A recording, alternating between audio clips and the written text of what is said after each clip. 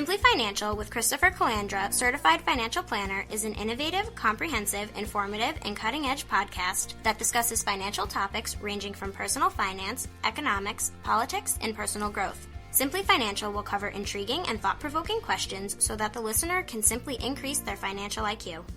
Welcome to the Simply Financial podcast. This is season number 3, episode number 47. I wanted to talk about a couple of ways that you can jumpstart your credit score in as little as 30 days. So I have 4 strategies. Number 1 is to become an authorized user. Number 2 is to request a credit limit increase. Number 3, pay down your cards.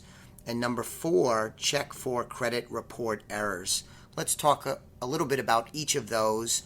Number 1, become an authorized user. You can piggyback on someone else's good credit by becoming an authorized user on a long-term account that they have. So a good example of this is a parent who has a credit card that they have held for a long time, and they have been good with credit generally and have paid this card issuer consistently on time for a long period of time. You could add your son or daughter as an authorized user. That means that they could use the card. That might make some people nervous. But the benefit in terms of credit score is that as an authorized user, the child in this example will begin to benefit because the card has a long-term history, which credit reporting agencies like, and also will benefit from this on-time payment history. And so this is a neat way to goose the child's credit score, in my dopey little example, very quickly. Now, of course, common sense. For this to work, all parties need to use this credit card account responsibly. The parent needs to continue to be responsible with their debt and credit score generally.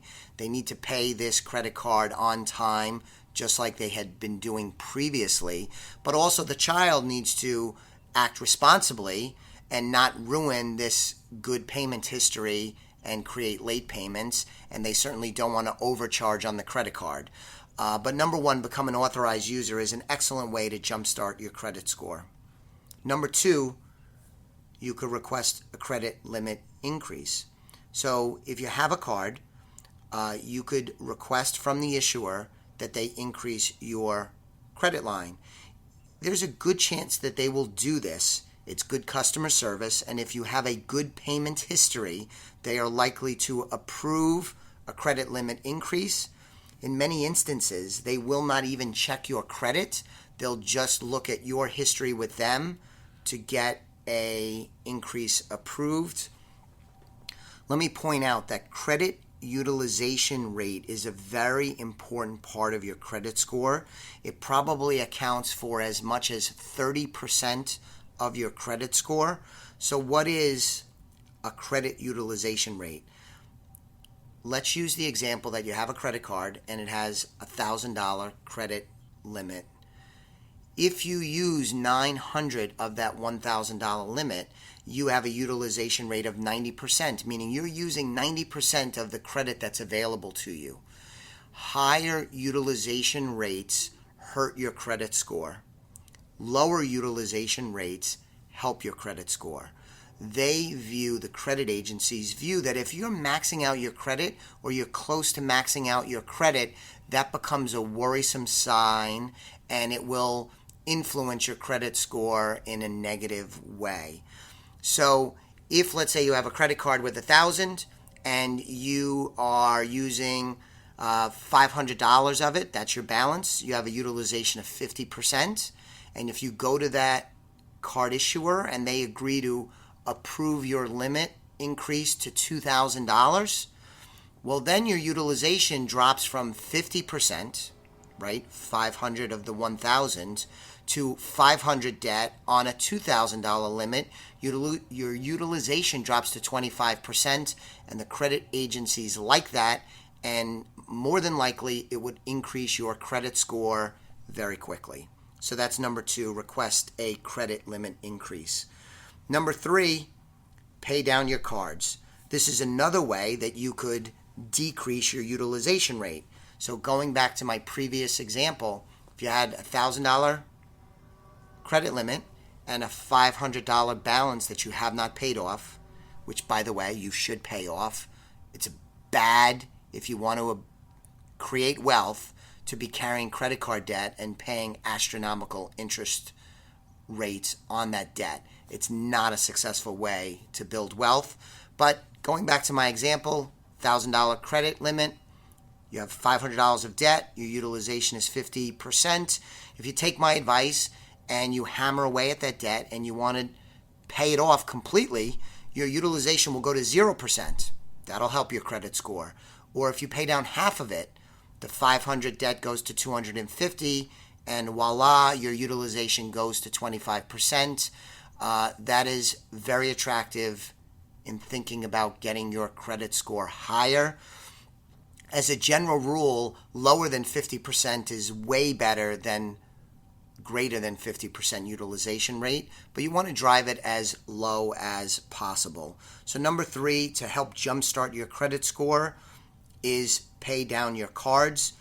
But again, I want to emphasize that's not only going to help your credit score, that's also going to help you be wealthier and wiser with money. That'll help you win with money. Don't carry credit card debt. It's bad, bad, bad. Number 4 is check your credit report errors. So you could pull your credit report for free once a year. There's a number of sites you can go to. The one that I use is annualcreditreport.com. And pull your credit report and look for errors. There are a lot of errors out there. And if you could fix the errors, that gives you a very good chance to increase your credit score, and it may not take long. It may not take long because, according to reports, most credit errors can be fixed, and that fix can be completed in around 30 days.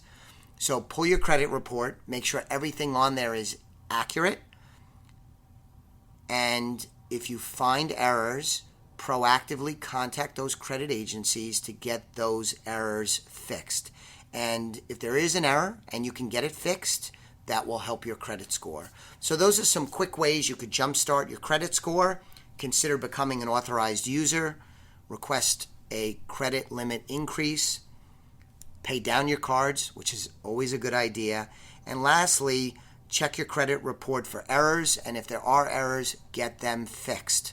Thank you very much. Please subscribe to this podcast if you haven't already. I would love to increase my subscriber base.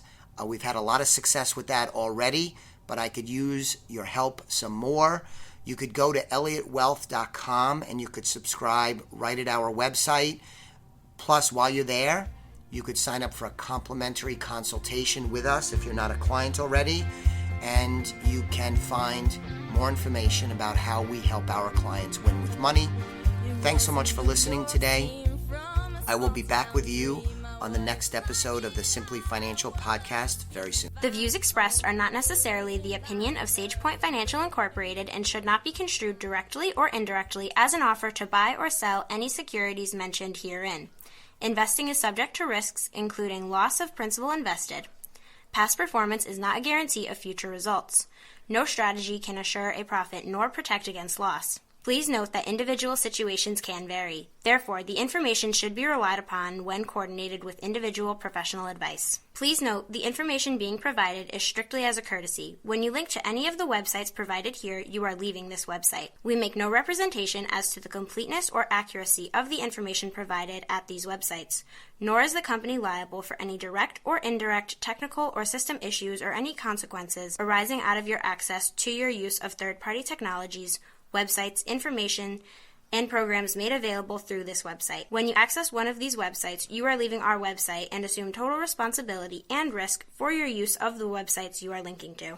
Securities and advisory services are offered through SagePoint Financial Incorporated, member FINRA SIPC. Insurance services offered through Elliott Wealth Management, LLC, not affiliated with SagePoint Financial. Simply Financial is part of the Exvadio Podcast Network. You can find Exvadio podcasts at exvadio.com/podcast the Apple Podcasts app, iTunes Store, iHeartRadio app, Spotify, Stitcher, and wherever you find podcasts. So join us and stay informed and entertained.